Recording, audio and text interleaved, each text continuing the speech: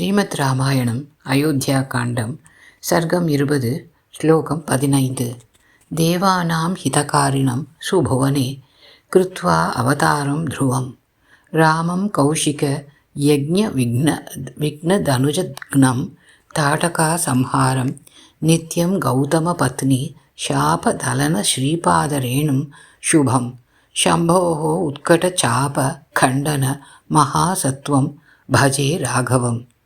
ஸ்ரீ ராமகர்ணாமிர்தத்தின் வரிகள் இவை. 3வது பகுதியில் 42வது ஸ்லோகம் இது. இதுவரை ராமர் செய்த நன்மைகளை விளக்குகிறது. அழகாக தேவர்களுக்கு ஹிதத்தை செய்தவர், தேவானாம் ஹிதகாரிணம், நல்ல இந்த புவனத்தில் சுபுவனே அவதாரம் செய்தவர், கிருத்வா அவதாரம் சுபம். அது மட்டுமல்ல, கௌஷிகரின் யஜ்ஞத்தை விக்ன தனுஜக்னம் தடையில்லாமல் கூடவே இருந்து நடத்தி கொடுத்தவர், தாடகையை அழித்தவர், கௌதம பத்னியின் சாபத்தை தன் பாத தூளியால் நன்மை செய்தவர், சிவனின் வில்லை முறித்தவர், நித்யம் பஜே ராகவம். அந்த ரகுகுல ராமனை எப்பொழுதும் என் மனதில் இருத்தி நமஸ்கரிக்கிறேன் என்கிறார் கவி. ராமாயணம் தொடர்கிறது.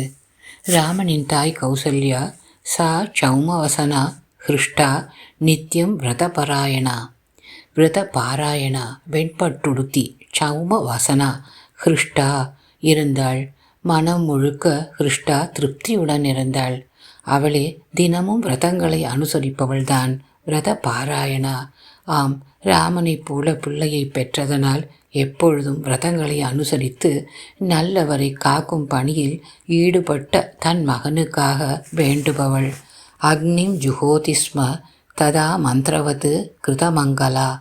மந்திரவது சாஸ்திரங்களை அனுசரித்தவளாய் அக்னிம் ஜுஹோதி, அக்னி பகவானுக்கு ஜுஹோதி ஹோமம் செய்தாள். இதுதான் திரேதாயுகம். தாய் வருமுன் காப்போனாக ஹோமம் செய்கிறாள்.